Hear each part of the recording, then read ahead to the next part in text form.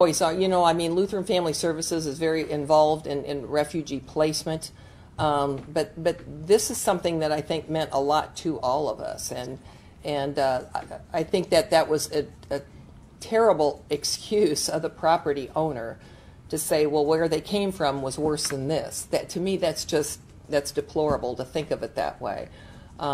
These are people. They're in our country. They're in our city.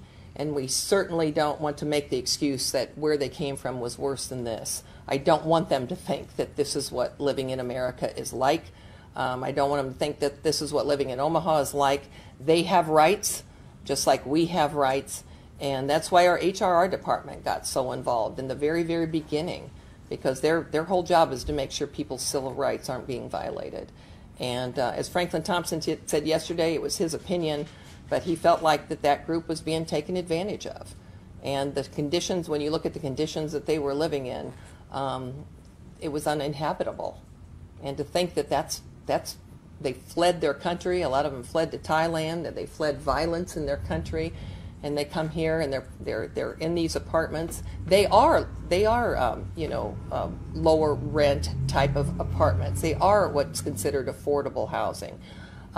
But the landlord needs to keep it up. And obviously, in this case, he did not. So it was a very sad situation.